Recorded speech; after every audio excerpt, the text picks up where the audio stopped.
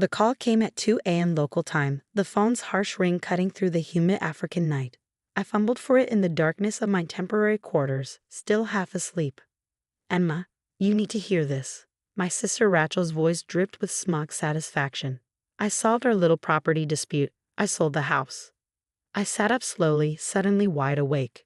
"You did what?" "Oh, don't act so surprised," she said with a laugh. "That house has been sitting empty for months while you're off playing humanitarian. Someone needed to do something about it.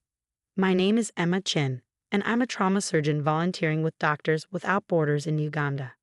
The house Rachel was talking about wasn't just any property, it was our family home, left to us jointly by our parents.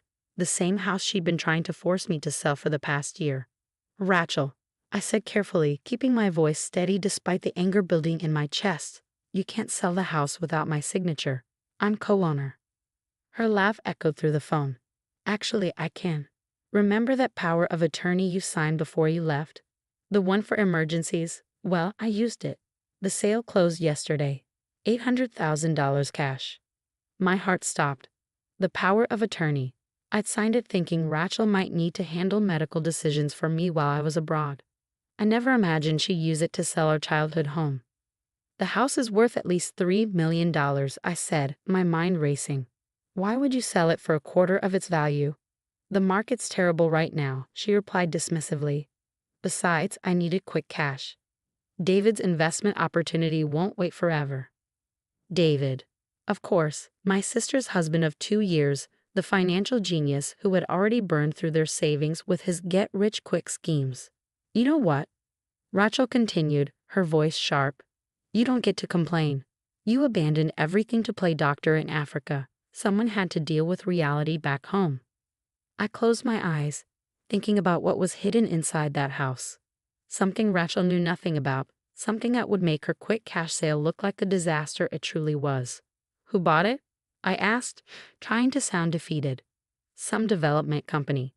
They're demolishing it next week to build condos." She paused, probably waiting for me to break down or beg. When I didn't, she added, "I'll have your share of the money transferred to your account. Minus my finder's fee, of course." Of course. Rachel had always been like this, entitled, selfish, convinced that everything should go her way. Our parents' death 2 years ago had only made it worse. "When's the demolition scheduled?" I asked, already pulling up flight options on my laptop. "Next Thursday." "Why?" "Planning to fly home and stop it." She laughed again. "Don't bother. The sale's done, Emma. You can't change it." I thought about the hidden room behind the library wall, the one our father had built decades ago, about the safe embedded in its concrete floor and what lay inside it. "We'll see about that," I said quietly and hung up. The next few hours were a blur of activity. I arranged emergency leave from a hospital, booked the first available flight to Boston, and made some crucial phone calls. By sunrise, I was on my way to Entebbe International Airport. During the long flight home, I thought about the last conversation I'd had with our father, just days before the car accident that killed both our parents. "The safe holds everything," he'd said, pressing the key into my hand. "Documents, accounts, everything I've built. Rachel can never know. She's not ready for that responsibility. Promise me you'll protect it." I promised, not fully understanding what I was agreeing to. It wasn't until after their death that I finally opened the safe and discovered the truth about our family's legacy. The papers inside revealed that our father, the quiet librarian everyone knew, had been living a double life. He'd spent decades building a real estate empire under various aliases, accumulating properties and investments worth over $50 million. All of it hidden, protected, waiting for the right moment to be revealed. I kept the secret, just as he'd asked. Even when Rachel started pressuring me to sell the house, I'd held firm. The safe and its contents had to be protected. Now, as my plane descended into Boston Logan International Airport, I pulled up the text I'd received from my father's old lawyer, Benjamin Wong. "Documents ready. Meeting set for tomorrow." She won't know what hit her. Rachel thought she'd won. She thought she'd finally beaten her older sister, the one who'd always played by the rules. But she had no idea what was coming. As I collected my luggage, another text came through, this one from Rachel. "Demolition team's doing a walkthrough tomorrow. Last chance to say goodbye to the old place." I smiled despite my exhaustion. Perfect timing. The taxi ride to my old apartment was surreal. Boston had changed in the months I'd been gone. Or maybe I had. The familiar streets felt different somehow, charged with purpose. I unlocked my apartment door, dropping my bags in the entryway. Everything was exactly as I'd left it, covered in a thin layer of dust. I went straight to my office, to the locked drawer where I kept my most important documents. The key to the safe was there, along with copies of everything inside it. Proof of our father's empire, documentation of every property, every account, every investment. Rachel thought she was selling a $3 million house. She had no idea she was sitting on the headquarters of a real estate empire worth 50 times that amount. My phone buzzed again. Benjamin Wong. Everything in place for tomorrow. Are you sure you want to do this? It will destroy your relationship with her completely. I thought about Rachel's laugh when she told me about selling the house. About all the times she'd taken advantage, manipulated, and schemed her way through life. About how she used my trust against me, abusing the power of attorney I'd given her. Unsure, I texted back. Some relationships need to be destroyed. Tomorrow would change everything. Rachel thought she was clever, selling the house quickly and quietly, but she was about to learn that our father had taught me far more than she'd ever known. I sat down at my desk and began reviewing the documents I'd need for tomorrow's meeting. Every detail had to be perfect, because when the dust settled, Rachel would finally understand what it meant to truly lose everything. And I would be there to watch it happen. The morning dawned crisp and clear as I pulled up to our family home for the last time. 2 black SUVs were already parked in the driveway, one belonging to the demolition company, the other to Rachel and David. I checked my watch, 9:15 a.m. Right on schedule. Rachel was standing on the front porch with David, watching as men in hard hats conducted their preliminary inspection. She froze when she saw me step out of my car. "What are you doing here?" she demanded, her designer heels clicking against the wooden boards as she marched toward me. "I thought you were in Africa." "Surprise," I said calmly, adjusting my blazer. "I caught an early flight." David hung back, shifting uncomfortably. He'd always been wary of me, perhaps sensing that I saw through his smooth-talking facade. "You didn't need to come," Rachel snapped. "Everything's handled. The sale is final." "About that," I replied, pulling out my phone as a third vehicle turned into our driveway. "We need to talk." Benjamin Wong stepped out of his Mercedes, briefcase in hand. Rachel's eyes narrowed at the sight of our father's old lawyer. "What's he doing here?" "Mr. Wong," I called out, ignoring her question. Perfect timing. The demolition team's foreman approached, clipboard in hand. "Mrs. Harrison," he said, addressing Rachel, "we're ready to begin the internal inspection." "Actually," I interrupted, "you'll want to wait on that. There are some ownership issues we need to address first." Rachel laughed, but I caught the nervous edge in it. "There are no issues. I had power of attorney. The sale is legitimate." The power of attorney, Benjamin said, opening his briefcase, was for medical emergencies only. It did not grant you authority to sell jointly owned property. "What?" Rachel's face flushed. "That's not true. I had it reviewed by David's cousin who just passed the bar. I finished for her. Yes, I'm sure he did a thorough job." The foreman looked between us, clearly sensing trouble. "Should we come back another time?" "No," Rachel said quickly. "Proceed with the inspection. My sister is just being difficult." "Actually," Benjamin interjected, pulling out a document, "I have a court order preventing any demolition or alteration of this property pending investigation of fraudulent sale." Rachel's confidence finally cracked. "Fraudulent? I had every right to sell a $3 million property for $800,000 without consulting your co-owner." I asked quietly, "To use a medical power of attorney for a real estate transaction, to facilitate what appears to be deliberate property value manipulation?" David stepped forward, his salesman smile in place. "Look, Henma, if you're unhappy with the price, maybe we can." "This isn't about the price," I cut him off. "This is about what's inside the house." Rachel rolled her eyes, but I caught the flicker of uncertainty in her expression. "Inside, it's empty. We cleared everything out months ago." I turned to Benjamin. "Should we show them?" He nodded, pulling out another document. "Ms. Chen, would you like to do the honors?" I led the group into the house, through the familiar hallways to the library. Rachel's heels echoed on the hardwood floors, her nervous energy palpable. "What is this about, Emma?" she demanded. "If you're trying to stop the sale." "It's too late for that," I said, stopping in front of the bookshelf that had always been our father's favorite. "The sale was void the moment you signed the papers. But that's not why I'm here." I reached for the hidden latch behind Shakespeare's complete works, the one our father had shown me years ago. With a soft click, the entire bookshelf swung forward, revealing the hidden room behind it. Rachel gasped. David swore under his breath. The demolition foreman took an involuntary step back. "What? What is this?" Rachel whispered.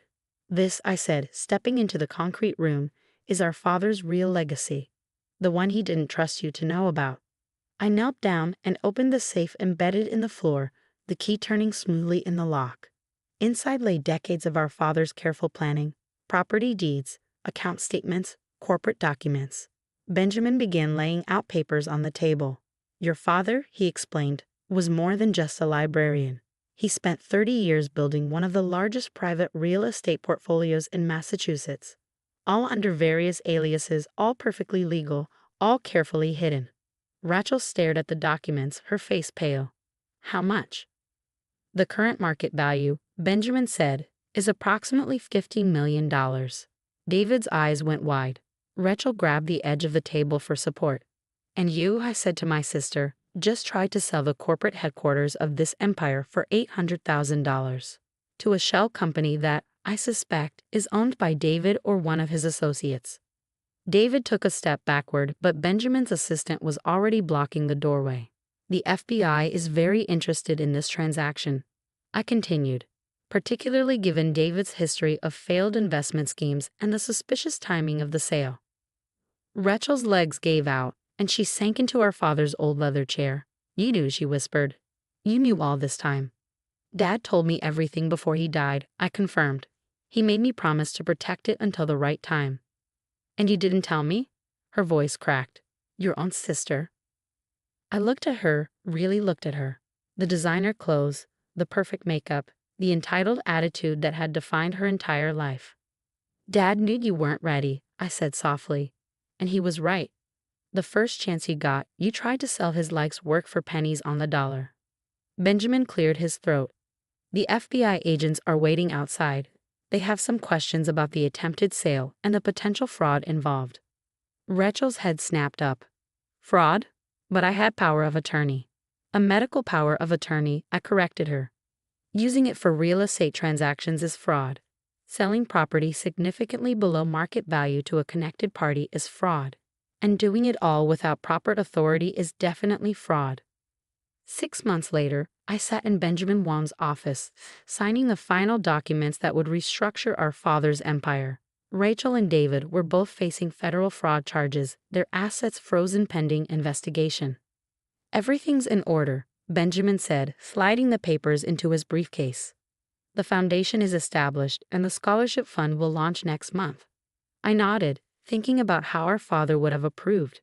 The bulk of his fortune would now fund educational opportunities for underprivileged students, turning his secret empire into a force for good. "Have you heard from Rachel?" he asked carefully. "Not since the indictment," I replied. "She tried calling a few times in the beginning, alternating between threats and tearful pleas for help. But after I testified about her fraudulent use of the power of attorney, she finally understood that there was no going back. The house still stood, though I'd had it completely renovated. The hidden room was now a secure office, its existence properly documented. The demolition company had been revealed as a front for David's latest scheme. He planned to flip the property for its true value once the fraudulent sale went through. My phone buzzed. A message from the hospital in Uganda. "When are you coming back? We miss our best surgeon." I smiled, thinking about how different my life was from what Rachel had imagined. She'd always seen my volunteer work as running away from real life. She never understood that I'd chosen that path precisely because I could, because our father had secretly ensured we'd never want for anything. "The FBI finished their asset trace," Benjamin said, pulling up some documents on his computer. "It seems David had set up quite an elaborate network of shell companies. He was planning to use your father's house as collateral for some substantial loans." "Let me guess," I said dryly. "More investment opportunities?" Benjamin nodded. Rachel claimed she didn't know the full extent of his plans. She knew enough, I replied. The evidence had been clear: emails, phone records, bank transfers showing she was fully aware of the scheme to defraud me. Standing at the window of Benjamin's office, I looked out over the Boston skyline. Somewhere out there, Rachel was preparing for her court date, probably still believing she was somehow the victim in all this. Your father would be proud, Benjamin said quietly. Not just of how you protected his legacy, but of what you're doing with it. The Scholarship Foundation had already selected its first recipients, bright, ambitious students who reminded me of our father. The quiet ones, the careful planners, the ones who understood that true success wasn't about quick profits or shortcuts. My phone buzzed again, this time an email from the real estate management company. The first round of renovations on our father's properties was complete. What had once been hidden was now being transformed into affordable housing units, community centers, and educational spaces. Do you ever regret it? Benjamin asked, exposing everything. You could have just stopped the sale quietly, kept the secret. I thought about Rachel's laugh during that late-night phone call, her casual dismissal of everything our father had built. No, I said firmly, some secrets need to be revealed. Some lessons need to be learned. Later that evening, as I packed for my return to Uganda, I found an old photo album. In it was a picture of Rachel and me as children, sitting in our father's library, surrounded by the books that had concealed his empire. We were smiling, unaware of the secrets hidden behind those shelves. I closed the album, thinking about how differently things had turned out from what either of us had expected. Rachel had thought she was seizing an opportunity, never imagining she was actually destroying her future. I had become the keeper of our father's legacy, not just protecting his wealth but transforming it into something meaningful. The next morning, as my plane took off for Uganda, I received one final text from Benjamin. Guilty plea entered. Rachel took a deal, 3 years with restitution. I turned off my phone, watching Boston disappear beneath the clouds. 3 years was nothing compared to the lifetime of trust she'd broken. But maybe, just maybe, it would be enough time for her to understand what our father had known all along. That true wealth isn't just about money, and true success isn't built on shortcuts and schemes. As for me, I had patience waiting, lives to save, and a legacy to fulfill. Rachel had tried to sell our father's house for a quick profit, never knowing she was sitting on an empire. But in the end, the house had kept its secrets until the right moment, just as our father had planned. Sometimes, I thought as the plane headed east, the best revenge isn't about destroying someone else's dreams. Sometimes, it's about fulfilling your own and letting them watch from the sidelines as you build something greater than they could have imagined. The house still stands in Boston, its secrets now transformed into opportunities for others. And somewhere in Uganda, there's a hospital where a surgeon works to save lives, carrying on a different kind of legacy, one that can't be measured in dollars or deeds, but in the lives touched and the changes made. That's the thing about legacy, after all. It's not just about what you leave behind. It's about what you choose to build with what you've been given. And I chose to build something worth more than all the quick profits Rachel had ever dreamed of. That's a revenge that would have made our father proud.